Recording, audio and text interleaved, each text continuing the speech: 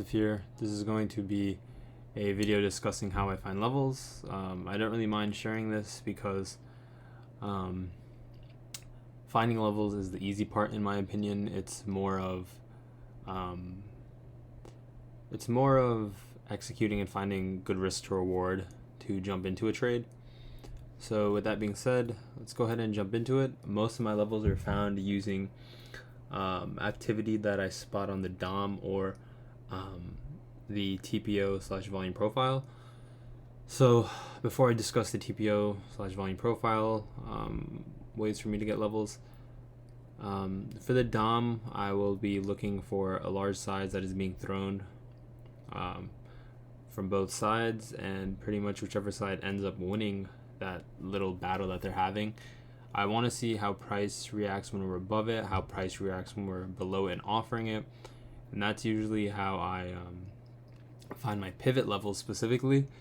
But in terms of other levels for the DOM, I just kind of try to see where there's trapped buyers, trapped sellers.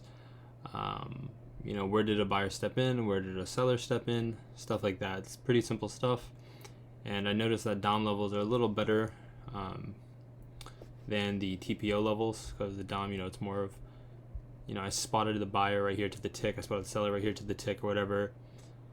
But yeah, that's pretty much how I use the DOM. Now the TPO charts slash volume profile, I look for low volume nodes and for days of balance, the extremes for days of balance. So a low volume node can be seen in something called the single prints.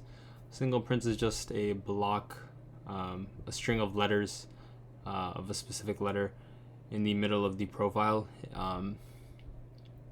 You can think of low volume nodes as an area where buyers or sellers took initiative for price and little volume was conducted here, so that's why we kind of just drifted through it. So over here, for example, you would expect, since we're trading above this, you'd expect right here this 89.61 level to act as support and then for us to bounce off of it. But if 89.61 goes offered, you should expect a move down to the bottom, right down to 89.10, repairing these single prints and conducting volume here and filling out this low volume node. So that's the first way. So like low volume nodes, previous high of days is another one, previous low of days, the opening price, T plus 2.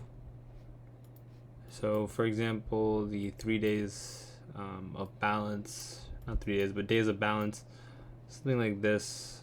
Actually, if I can even find. Okay, yeah, so something like this. This is actually a really good example of balance.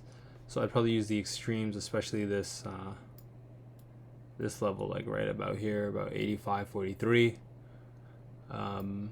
For example, I also use buying tails. So buying tails is 2 or more TPO prints. So like right here, this is a buying tail.